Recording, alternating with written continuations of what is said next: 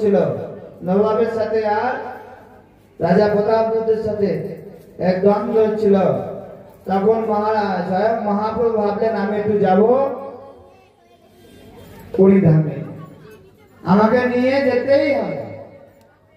তখন অদ্বৈত আচার্য আরো নিত্যানন্দ প্রভু তারা বলেন প্রভু কি করে নিয়ে যাব, এখন তো বাংলার সাথে উড়িষ্যার খারাপ ঝামেলা চলছে, আমাকে নিয়ে যেতেই হবে বাচ্চার মতন। হ্যাঁ মহাপ্রভু তখন তারা কি করলেন, আমরা যাব নদী পথে জলপথে গঙ্গার ধার দিয়ে যাব। তাহলে কি হবে, আমরা যদি স্থলপথ দিয়ে যাই আমাদের ধরে গ্রেফতার করবে, কিন্তু জলপথ দিয়ে গেলে কেউ ধরবে না। তখন তিনি যেতে যেতে আমাদের বারাইপুরে আসেন, কলকাতা হয়ে বারাইপুরে আসেন। যখন বারাইপুরে আসেন তখনই এইখানে একদিন থাকেন, থাকার পরে ধীরে ধীরে তিনি কোথায় যান, অম্বলিঙ্গ ঘাট। কেন বলছি, আগামী কাল হচ্ছে গঙ্গা মেলা, গঙ্গা সাগর মেলা, গঙ্গায় স্নানের এক পূর্ণ তিথি আছে, সেই কথা বলতে আজকে বলছি কথাটা নিয়ে এলাম। তো সেই মহাপ্রভু তিনি এই বারাইপুর থেকে তিনি যান কাশীনগর, সেই স্থানটার নাম হচ্ছে অম্বলিঙ্গ ঘাট। এই অম্বলিঙ্গ ঘাট কেন, বিগত সময় যখন সত্যযুগে যখন সাগর রাজা ষাট রাজার পুত্রকে অভিশাপ দিয়ে কপিলমণি ভস্ম করে দেয়, তারপর ধীরে ধীরে ভগীরথ মা গঙ্গাকে যখন নিয়ে আসেন, মা গঙ্গা বলেন যাবো কি করে, আমার যাবে এই জগতে কেউ ধারণ করতে হবে না। তখন আশুতোষ মহাদেবকে সন্তুষ্ট করলো, তখন মহাদেবের জটায় গঙ্গা এসেছিলেন, তো জটাটাকে মুড়ে দিয়েছে। কেন মুড়ে দিয়েছে, আরে বাবা আমি আমার ভগবান কৃষ্ণের চরণ ধৌত জল আমি অনেকদিন পর পেয়েছি, আমি ছাড়বো না, আমার মস্তকে ধারণ করে রাখবো। তাই মা গঙ্গাকে ছাড়ছেন না মহাদেব। তখন ভক্তের সাথে আর এক ভক্তের মিলন হচ্ছে। এদিকে ভগবান বলছে কোথায় গেল মা গঙ্গা, বেরোচ্ছে না। আবার রিকোয়েস্ট করলেন, তারপর মা ভগবান বললেন, মহাদেব বললেন না গঙ্গার বেগ অতীব তীব্র, তাই চাঁদের মতন হালকা ফোঁটা করলেন, সে জল পড়লে ধীরে ধীরে তিনি 5টা পর্ব ভোগ লেগেছে, ভোগ লাগবে, ভোগটা লাগলে দেখে দাও, ঠিক আছে? তুমি এসে করবে, আমাকে বলবে হরে কৃষ্ণ কৃষ্ণ কৃষ্ণ হরে হরে হরে রাম। ছাড়লেন মা গঙ্গা আসার 5টা পর্বত। প্রথম 5টা পর্বতে নামার পরে তিনি নামলে কোথায়, ঋষিকেশে। ঋষিকেশ থেকে ঘুরতে ঘুরতে মুর্শিদাবাদ হয়ে এই তিনি নদিয়াতে আসে, তখন আটকে যান, বলছে না আমি এখন যাব না, আমার প্রভু স্বয়ং চৈতন্য মহাপ্রভু ফাল্গুনী পূর্ণিমাতে তিনি আসবেন, তার কাছে লীলা বেশ, তারপর যাব। তারপর তিনি আসার পরে তারপর গঙ্গা ধীরে ধীরে এই কোথায় আসেন, কাশীনগরে, যেখানে আমরা বর্তমান আমি এখন আছি, ইস্কনের মন্দির হচ্ছে, সে স্থানে আসেন মা গঙ্গা। আসার পর মা গঙ্গা ওখানে সহস্র ধারা, এক ধারা দিয়ে যাচ্ছিলেন, সহস্র ধারা দিয়ে তিনি গঙ্গা সেবায় গেছিলেন। তো ওই সহস্র ধারা যেটা একটা কুণ্ড ছিল, এখনো আছে।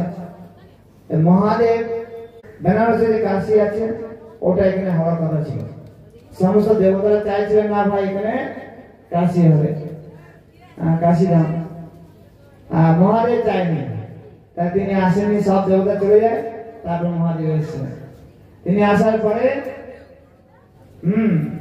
তারপরে মা গঙ্গা, ওই অম্ব মানে জল আর লিঙ্গ মানে মহাদেবের লিঙ্গ, অম্বলিঙ্গ ঘাট, ওইখানে তিনি ছিলেন কোথায়, ধারে এসে বসেছিলেন, তার লিঙ্গ নিয়ে চোখে বসে আছে।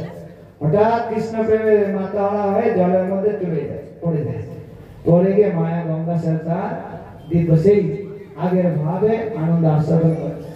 তাই এখনো ওখানে সেই মহাদেবকে তুলে একটা মন্দির করা হয়েছে, সেই মন্দিরটা এখন আছে। এইখানে মহাদেব স্বয়ং মহাপ্রভু সেখানে গেছিলেন, গিয়ে যে মহাপ্রভু স্নান করেছিলেন গঙ্গাতে। স্নান করার পরে মহাপ্রভুর চোখ থেকে সহস্র ধারা জল বেরিয়েছে, যেভাবে মা গঙ্গা তার সহস্র ধারাতে গঙ্গা সাগরে গেল, সেইভাবে কি হয়েছে, মহাপ্রভুর সেবকগণ মহাপ্রভু যখন স্নান করেছেন, বস্ত্র প্রধান নতুন করে দিয়েছে, কিছু করে সেই বস্ত্র আবার ভিজে গেছে, আবার 3-4 বার ভিজে গেছে। কারণ কি, মহাপ্রভু ভাবে এইখানেই মা গঙ্গার সাক্ষাৎ মহাদেবের মিলন স্থান, পরম বৈষ্ণবের মিলন স্থান, আহা মরি মরি, এখানে তার রস আস্বাদন করতে হবে।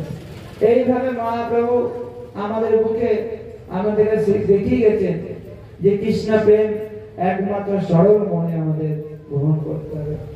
আর পুষ্প অভিষেকে ভগবানকে খুব সুন্দর ফুল দিয়ে আমাদেরকে সেবা করা হচ্ছে।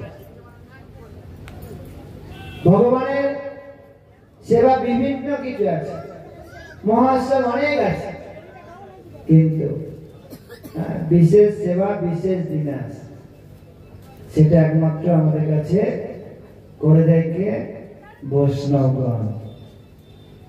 আজ এখানকার ভক্তদেরকে অসংখ্য ধন্যবাদ। এত বড় একটা অনুষ্ঠান চালাতে গেলে অনেক টাকা খরচা, অনেক ব্যয় আছে, তারা সেটা সবকিছু কষ্ট স্বীকার করে সেটা আয়োজন করেছেন আমাদের চিন্ময় প্রভু এবং আরো মাতাজিরা আছেন, অনেক কৃষ্ণ মাতাজিরা খুব অক্লান্ত পরিশ্রম করে তারা এবং ভগবানের সেবা করার সুযোগ করে দিয়েছে। আমরা লাভবান, তাই না? যারা আমরা আসছি লাভবান না, তো লাভবান যেগুলো বিশেষ করে যারা গ্রামবাসী ভক্তবৃন্দ, আপনাদের বেশি লাভ।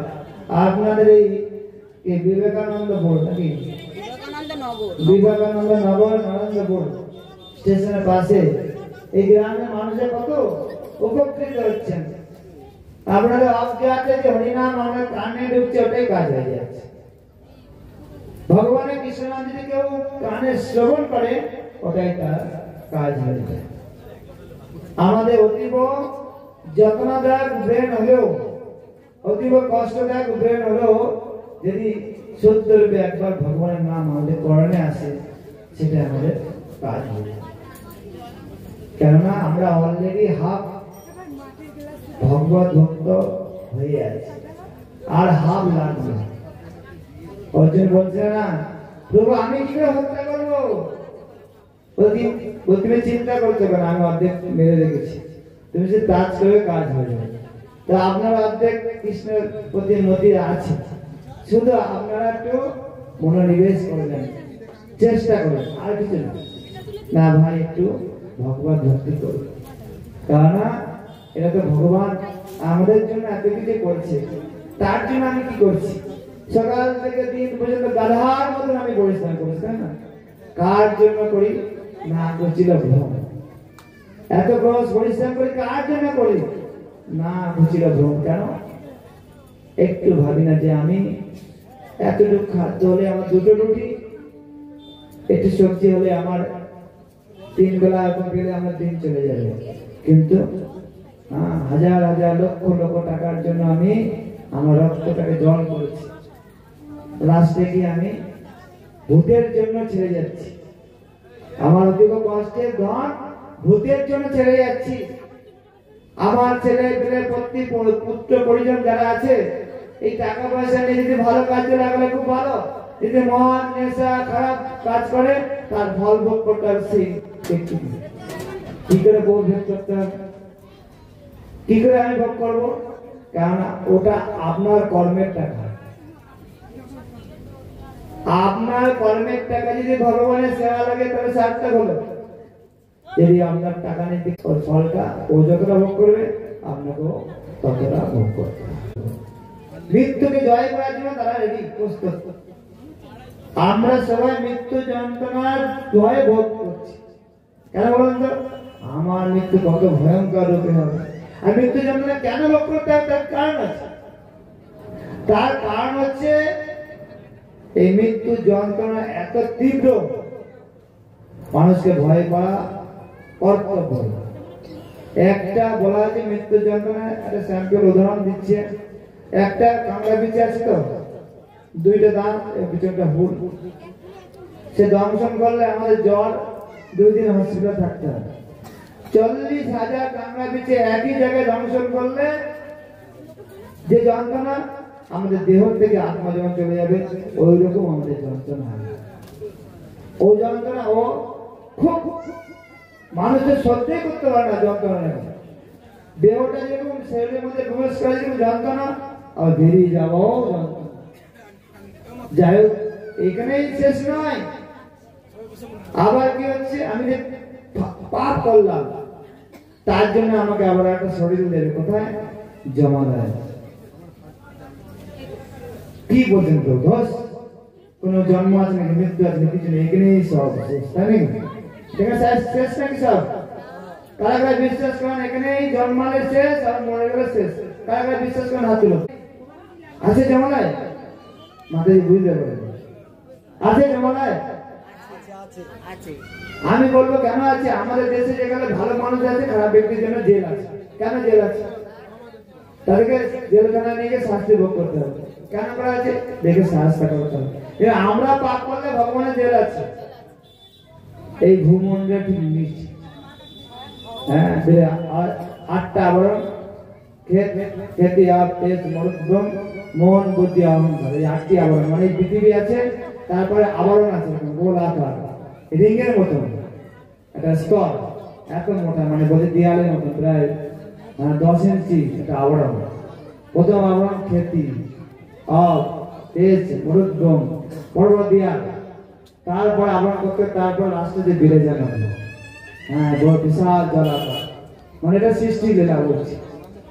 ওই 7টা স্তরের আগে পৃথিবীর সাথে মাঝখানে যে একটা জায়গা আছে, সেটা যত জীব আছে যা যা কর্ম করছে তার ফল তাকে ওখানে ভোগ করতে হবে। কিভাবে আমি পাপ করেছি ভগবান জানবে কি করে? কৃষ্ণ জানবে কি করে আমি পাপ করছি? আমি কেউ তো জানে না। ডুবে ডুবে জল খাবো, ও এটা আমি বলিনি, আপনারা বলছেন, ঠিক আছে? তো ওইটা হবে। আমি হয়তো বলছি, আরে পাণ্ডবা নির্জলা একাদশী করছি আর গঙ্গা স্নান করবা, ভিতরে জল খাওয়াকে বুঝতেই পারে না, তাই না? বুঝবে তো আমার হৃদয়ের মধ্যে আত্মা। তো সেরকম ভগবানের 14টা ক্যামেরা লাগানো আছে। হ্যাঁ, 14টা ক্যামেরা লাগানো আছে। তার মধ্যে 2টো বড় বড়, চন্দ্র আর সূর্য। আপনি যা করছেন তা ঠিক দেখে নিচ্ছে। হ্যাঁ, তথা বলবেন, হে যমরাজ, আমি যে চুরি করেছি তার প্রমাণ কি আছে? তখন ওখানে দেখবেন বড় একটা DSLR ক্যামেরা লাগানো আছে। দেখো দেখো তুমি কি করেছো, এই দেখো তুমি এটা চুরি করেছো। হ্যাঁ, আমি চুরি করেছি। হ্যাঁ, তুমি চুরি করে, তাই জন্য আমার ফল ভোগ করতে। শাস্তি কি? তেলের মধ্যে, কড়াই তেলের মধ্যে ভাজা হয়। হ্যাঁ, যেরকম মাছ ভাজা হয়, সেরকম তোমাকে ভাজা হবে। তাহলে মরে যাবে না ব্যক্তিরা? না না না। কেন মরবে না? ওকে যাতনা শরীর দেওয়া হবে, শরীরটা নষ্ট হবে না, কিন্তু যন্ত্রণা সে ভোগ করবে। ঠিক আছে? আমাদের দেখুন, যন্ত্রণা আমাকে ভোগ করতে যদি পাপ করি, আর যে আমি যাকে খাবো সে আমাকে আরেকটা নরক আছে, সেই সব পশুরা আমাকে মাংস ছিঁড়ে ছিঁড়ে খাবে। এটা আমি বলছি না। ভাগবতমে 5ম স্কন্ধে লাস্ট অধ্যায় 25টা না 30টা অধ্যায় আছে, 28টা নরকের কথা বলা আছে। সেইখানে পুরোপুরি বিবরণ দেওয়া আছে। বেশি নরকের কথা বলবো না, কেননা এই জগতে আমি বলবো, আর নরকে আবার যাবো না। সবাই এখানে হরি ভজন করছেন না, ভগবান আরেকটা আপনাকে সুযোগ দেবে, আপনি ভগবত ধামে যেতে পারবেন। তো আপনারা সবাই কৃষ্ণের আরাধনা করবেন। তার জন্য আমাদের নাম অর্থ সুন্দর ব্যবস্থাপনা আছে। আপনার শিক্ষা গ্রহণের জন্য কিভাবে কৃষ্ণের আরাধনা করা যায় আমরা শেখার জন্য আমরা আছি সবসময়। আমাদের চিন্ময় প্রভু আছেন, তিনি আপনাকে হাতে ধরে কৃষ্ণের সেবা, হাতে ধরে কৃষ্ণের নাম জপমালায় হাতে ধরে ভগবানের বাণী প্রচার সব কিছু হাতে ধরে শেখাবে। তা আপনারা সবাই শিখবেন। ভোগ লেগেছে?